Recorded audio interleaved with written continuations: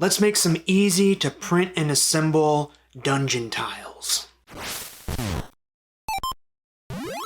My October Patreon adventure is called Flick Silverpin's Guide to the Plum Wax Kobolds.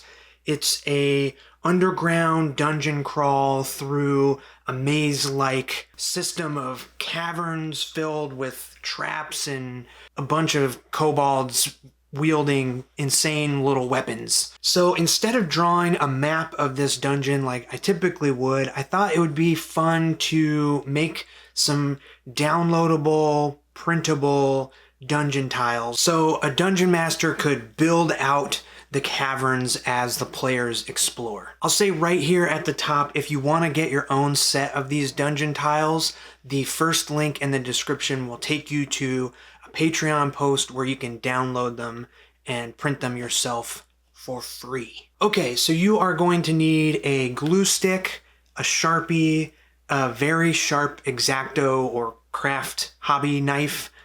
Please be careful with this. And some 1/4 inch, or I guess a lot of times it's 3/16 of an inch black foam core board. This stuff is surprisingly easy to find. You can get it basically anywhere craft supplies, art supplies are sold. Even like Target has it where they have poster board and stuff. And I guess the last thing is you'll need a printer to print the tiles. And actually, before we jump into the process of printing and assembling these things, I should say, stick around to the end of the video where I will show you how to make your own tiles without having to print anything. All right, let's get into it. So I made these cavernous dungeon tiles in Photoshop, and they're intentionally simple so you can use them for as many different scenarios as possible. There should be enough shapes in the PDF that you can build a pretty cool little cavern dungeon, and you can always print out more sheets to make more tiles and make your dungeon even bigger. Now, I also wanted to make this special dragon skeleton dungeon tile because this is sort of the big set piece, the final room of my Plum Wax Kobolds adventure. There'll be a version of this cavern with and without the dragon though. So the dragon's in there if you want it, but if not, just a big final room as well. Okay, so the first step is to print out the PDF.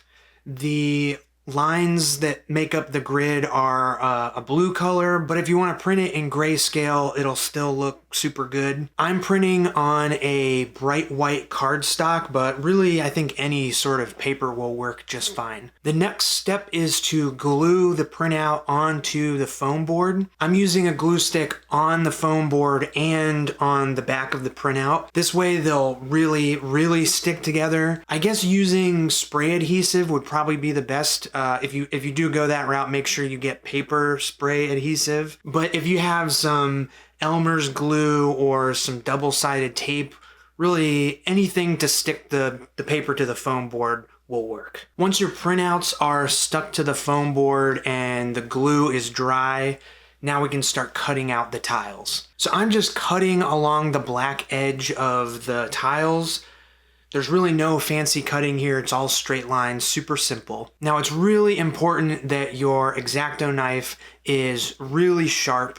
You got a new blade in there because not only does it make it easier to cut, but it'll also keep the foam board from tearing as well. Now I know it goes without saying, but please be careful, especially with these super sharp knives. I've got scars on my hands from cutting myself stupidly with these things, and when they're sharp, it's super easy to cut yourself and really hurts. So the good news is foam board is super easy to cut through.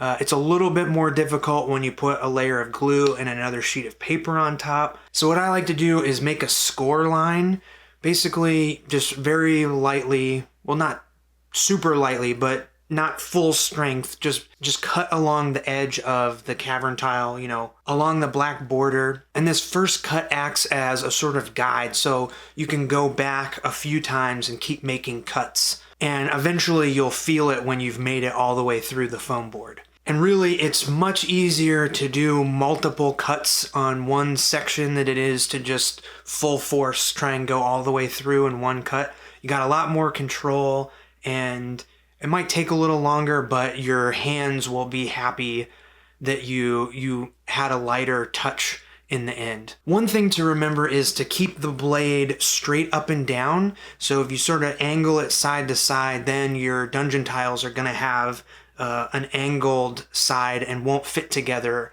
quite as nicely. Now, once you have all of your tiles cut out, you're going to notice that there is this little white line along the edge of the tiles where, it's the side of the paper. Now, this sort of thing drives me absolutely nuts. We have this nice black foam board and a nice black dungeon walls up on top of the tile, and then this thin white line separating the two drives me crazy. So I like to just take a Sharpie and use the side of the tip to run it along this white line and make sure it's black all the way around. Now, I know that this is a really subtle thing and I'm being super nitpicky, but my thought is that if we're taking the time to print out all these tiles, glue them, and cut them out, we might as well just do one extra step to make them look 100% awesome, right? I think, yeah. Yes, I'm not crazy. So yeah, just repeat these steps for every printout, every tile, and you should be good to go. Now, I should say the tiles in all of the footage you've been watching are a little bit different than what's in the final PDF that you can download. This was a bit of an experiment, and I figured out how to make these tiles even more useful and movable so you can make way cooler looking dungeons. But everything in the final PDF is still super simple, all straight line cuts, very easy to assemble. But we are not finished with the video quite yet. I have some extra scraps of foam core, and I thought it'd be cool to show you how to make your own dungeon tiles without printing anything. So, maybe you need some wider passageways, or you want just a completely different type of terrain. Check this out. Now, the first step is to rule out your grid. I'm using 1-inch squares and just ruling everything out in pencil. Then I'm going to use some Posca markers to do some very, very simple drawing. So these are paint pens, and they show up awesomely on the black foam board. But if you don't have Posca markers, craft paint will do just fine as well. So I think making some cobblestone squares will be super useful. They can be like city streets or also the floor down in a deep dark dungeon. I'm just drawing little gray circles to make the stones and adding a highlight and a shadow, but that's just extra detail. Just having some gray stone-shaped circles contained in the little 1-inch square will look super awesome. But if you plan on using these tiles as like a battle mat grid, be sure to keep your pattern and drawings contained inside the 1-inch squares. And really, your imagination is the limit with these tiles, so you can do absolutely anything you want, like making wooden floorboards. I'm just making a messy layer of the brown color and then going over top of it with a black pen to sort of give it that wooden texture. And I've just made these into little 2x2 squares, but you can make whatever shapes you want, whatever terrain type, whatever shape. I think this is a great way to spend a couple of hours being productive, and drawing these patterns is kind of meditative and fun. And after a while, you have this awesome collection that you can pull out anytime. And anytime you can throw down something that you've made in front of your players, it's always awesome and rewarding, and they love it, and it's great. So once you're done drawing or painting your tiles, cut them out the same way you did before.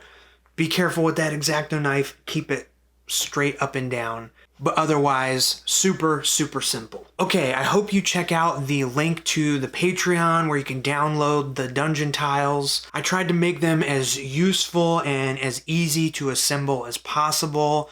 So if you have a cavernous dungeon you are looking to run, I hope these do the trick. And if you're looking for an adventure to use with these tiles, consider signing up for my Patreon. The Plum Wax Kobolds adventure is going to be a super fun dungeon crawl with lots of fun traps and wacky characters, and I'm super excited about how it's all coming together, especially now that I've got these cool dungeon tiles to build this weird place as the players explore. If you end up downloading and printing out these tiles, or if you make your own, definitely show me on social media. I love seeing this stuff, and I'd love to hear about how you use them, whether it's with the Plum Wax Kobolds adventure or your own. Let me know. All right, that's it for this video. Thank you so much for watching, and I'll see you in the next one. See ya!